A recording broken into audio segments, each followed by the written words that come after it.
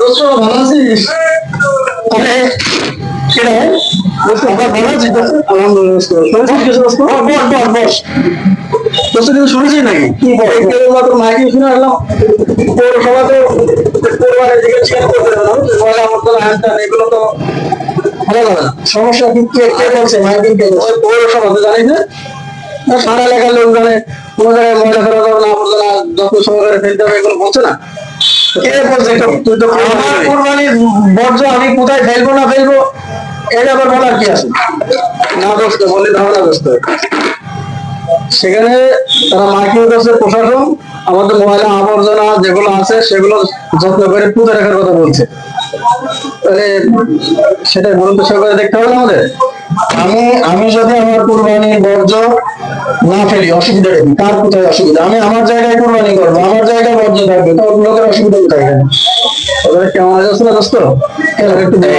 বন্ধু শোন, আমি বলি সেখানে অনেক সমস্যা আছে, তো তোর তেরামি করলে হবে না। তুই যেখানে ময়লা ফেলবি তোর আশেপাশে অনেক পরিবেশ আছে, আশেপাশে তোর তোর প্রতিবেশী আছে, তাদের পরিবারের বাচ্চারা আসবে, তুই যেখানে ময়লাটা ফেলতেছিস তো তোমার একটা গন্ধ আসবে, সেই গন্ধটা তোর প্রতিবেশীদের কাছে ছড়াবে, তাদের জন্য জিনিসটা ক্ষতিকর। এবং তোরও তো তোর পরিবারের একটা বাচ্চা আছে, সেই বাচ্চার জন্য সেই বর্জ্যটা ক্ষতিকর।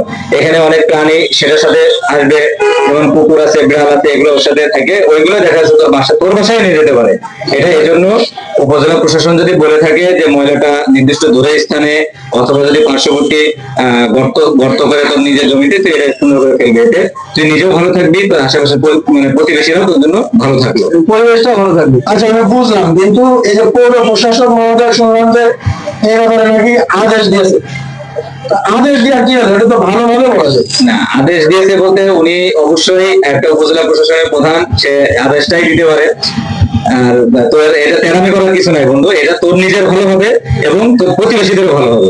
এটা তেরামি করলে তো নিজেরই তো ক্ষতি হতে পারে। সবার আগে দেখা যাচ্ছে তোর পরিবারে কেউ অসুস্থ, ঠিক মতো উদযাপন করতে পারলে না, এটা তাহলে তোর পরিবারের উপর আসতে পারে না।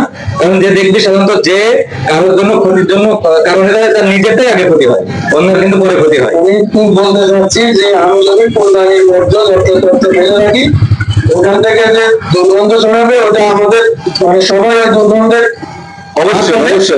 পাশাপাশি ওইখান থেকে যে রোগ জীবাণু ছড়াবে, তাতে আমার বাচ্চা, আমার বৃদ্ধ মা বাবা সবাই অসুস্থ হয়ে যেতে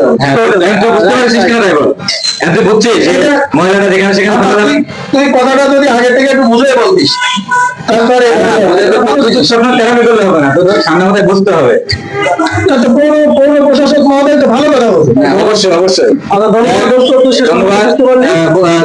দর্শক, আপনারা সামনে কোরবানি, আপনারা কোরবানি যে পশুর যে বর্জ্য থাকবে সেটা যত্রতত্র স্থানে না ফেলে নির্দিষ্ট একটা দূরের স্থানে ফেলবেন, এবং যদি সেটাও যদি সম্ভব না হয় তাহলে আপনার নিজের জায়গায় বড় একটা গর্ত করে সেটা মাটি চাপা দিয়ে সুন্দর করে রাখবেন, দেখেন এখান থেকে কোনো গন্ধ বা কোনো পশু পাখি এখান থেকে কোনো জীবাণু না ছড়াতে পারে। ধন্যবাদ সকলকে। মানে এর কথাই হলো আমার শহর আমি পরিচ্ছন্ন রাখবো।